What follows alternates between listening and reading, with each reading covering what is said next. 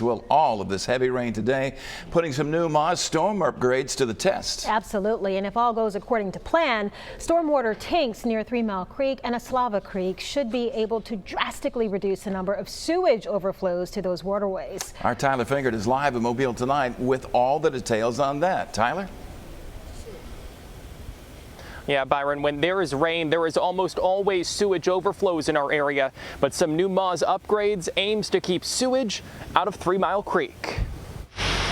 Tonight, the relentless rain leading to a Wednesday washout in the port city. The flooding rain storming into the area, putting 2 new MAWSS severe weather tanks to the test. Right now, we're pumping about 12,000 gallons a minute into the tanks. As downpours drench Mobile, MAWSS is diverting wastewater to these giant green tanks near Pleasant Avenue and St. Stephen's Road. This place, right next to 3 Mile Creek, will store the sewage until the rain is over and there's capacity at treatment facilities.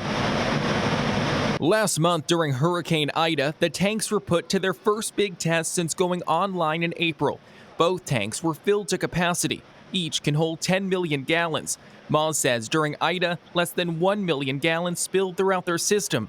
Less than 10,000 of that went into 3 Mile Creek. Those numbers a huge improvement from years ago. I'm not saying all of it would end up in the creek, but a large percentage of that was mitigated from going into the creek by storing it. In all, MAWSS has 4 of these tanks in their system, with 2 more in the planning process. They also have a severe weather basin near Halls Mill Creek that can store 21 million gallons. Cade Kistler from Mobile Baykeeper says MAWSS has been working hard to fix issues with aging infrastructure. Any amount is not good, but definitely seeing these huge reductions, we feel encouraged that not only is MAWSS, really working towards long-term solutions, but that other utilities can achieve this same success. Back at the storage tanks, MAWSS says they have stopped overflows in this area. Herman is happy with the fixes as they work every day to make the system better and keep sewage out of waterways. It brings a lot of pride to all of us. 21 years up until these tanks were put into operation, I can remember overflows every time we had a significant rain event. Yeah, and MAWSS spending millions of dollars on these upgrades already, with even more planned in the future.